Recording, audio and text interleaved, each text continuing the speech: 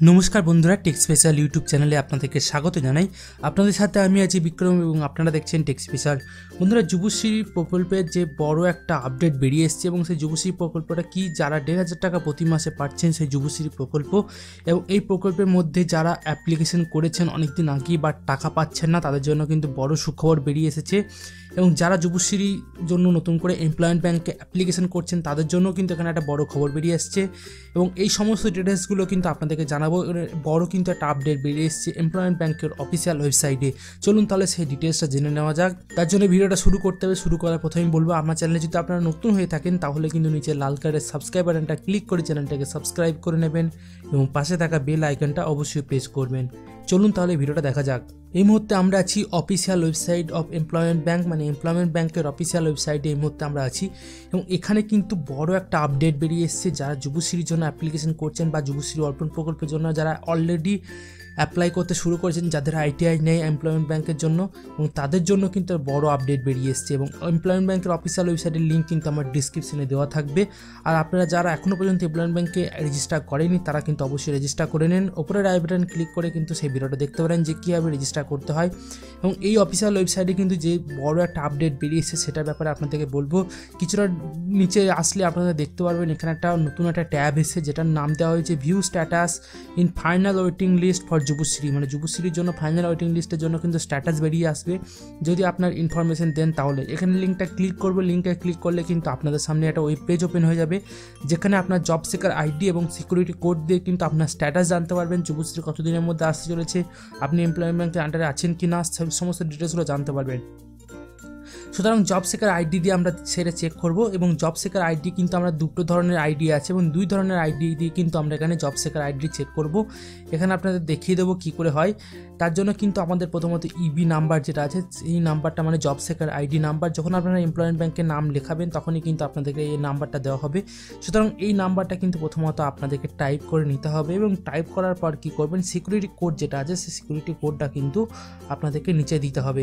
তার জন্য কী করবেন, এখানে জব সিকার আইডিতে একটা ক্লিক করবেন। এটা আপনি মোবাইল ফোন থেকেও করতে পারেন আবার কম্পিউটার থেকে করতে পারেন। তারপরে কী করবেন, সিকিউরিটি কোড যেটা আছে সেই সিকিউরিটি কোডটা কিন্তু এখানে টাইপ করে দেবেন এবং এই দুটো টাইপ করার পর দেখুন নিচে যে সাবমিট অপশানটা থাকবে সেই সাবমিট অপশানে কিন্তু আপনাদের ক্লিক করতে হবে।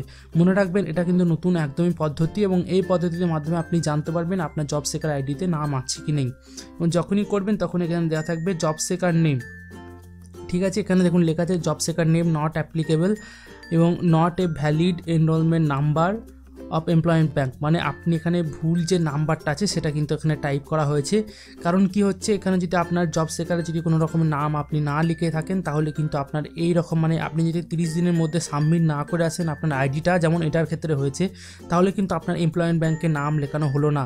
যদিও বা আপনি অনলাইনে অ্যাপ্লিকেশন করে থাকেন বাট আপনার সমস্ত ডিটেলস যদি আপনি সাবমিট না করে থাকেন তাহলে কিন্তু আপনাকে এরকমই হবে, আপনার এমপ্লয়মেন্ট ব্যাংকে নাম লেখানো হবে না যদিও আপনি অনলাইনে অ্যাপ্লিকেশন করে থাকেন। তো সেক্ষেত্রে কিন্তু অবশ্যই আপনাদেরকে 60 দিনের মধ্যে সমস্ত ডকুমেন্টস এমপ্লয়মেন্ট এক্সচেঞ্জ অফিসে সাবমিট করতে হবে এবং এক্ষেত্রে দেখবো একটা valid job seeker ID number যেটা 30 দিন বা 60 দিনের মধ্যে জমা দিয়ে আসা হয়েছে কিন্তু যুবশ্রীতে এখনও নাম আসেনি সেই সমস্ত আইডিতে।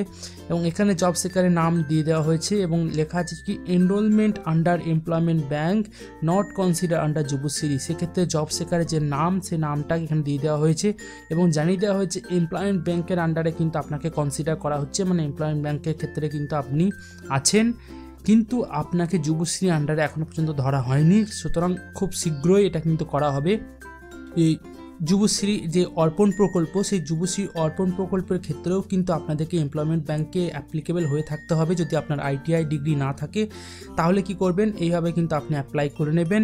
সেক্ষেত্রে যে কনসিডার আন্ডার যুবশ্রীর লেখা আছে এটার মানে এটাই হলো যে আপনাকে এখনও যুবশ্রীর মধ্যে ধরা হয়নি বা যাদের এখনও পর্যন্ত যুবশ্রীর জন্য আগের লিস্ট মিস করে গেছেন 2013 বা সেরকম আইডি দিয়ে কিন্তু আপনারা এখানে চেক করতে পারেন। সেক্ষেত্রে হয়তো আপনাদের কোনো রকমের একটা অপশান থাকবে যে ক্ষেত্রে আপনাদেরকে অ্যানেক্সার 3 বা কিছু সাবমিট করার জন্য বলবে। সুতরাং সেইগুলো কিন্তু আপনি সাবমিট করতে পারেন। আমার কাছে সেরকম কোনো আইডি নেই, সো আমি চেক করতে পারছি না, বাট এটা দিয়ে আমি এই ডিটেলসটা প্রমাণ করতে চাইলাম যে এইরকম একটা আপডেট বেরিয়ে এসেছে এবং আপনারা চাইলে কিন্তু আপনারা এই স্ট্যাটাসে এসে দেখতে পারেন। সেক্ষেত্রে আপনাদেরকে বলবো নতুন একটা আপডেট বেরিয়ে এসেছে এমপ্লয়মেন্ট এক্সচেঞ্জ অফিসের কাছ থেকে এবং এটা কিন্তু খুব তাড়াতাড়ি কিন্তু আবার নতুন একটা লিস্ট বার করতে চলেছে এবং যাদের পুরনো লিস্ট হয়ে আছে তাদের কিন্তু এখনও পর্যন্ত যারা চেক করেনি তারা অবশ্যই চেক করে নেবেন, হয়তো আপনাদের জন্য কোনো সুখবর আছে। এবং এই ক্ষেত্রে যারা অ্যাপ্লিকেশন করতে চান তারা কিন্তু এই পদ্ধতিতে অ্যাপ্লিকেশন করতে পারেন এবং যাদের কিন্তু আইডি হারিয়ে গেছে তাদেরকে আবারও বলবো সত্তর কিন্তু আপনারা এমপ্লয়মেন্ট এক্সচেঞ্জ অফিসে যোগাযোগ করুন, সেখান থেকেই আপনাদের সমস্ত প্রবলেম যেটা আছে সেটা সলভ করে দেওয়া হবে। আই হোপ আপনাদের ভিডিওটা ভালো লেগেছে। ভিডিওটা এখানেই শেষ করছি। আপনার বন্ধুদের সাথে শেয়ার করুন যারা এই বিষয়টা জানে না কিন্তু যুবশ্রী এমপ্লয়মেন্ট ব্যাংকের নাম লিখিয়েছেন। যদি ভিডিওটা ভালো লাগে ভিডিওটাকে অবশ্যই লাইক করবেন, চ্যানেলে নতুন হয়ে থাকলে চ্যানেলটাকে সাবস্ক্রাইব করবেন। দেখা হচ্ছে এরকমই নতুন এবং ইন্টারেস্টিং ভিডিওর সাথে, ততক্ষণের জন্য অনেক অনেক ধন্যবাদ।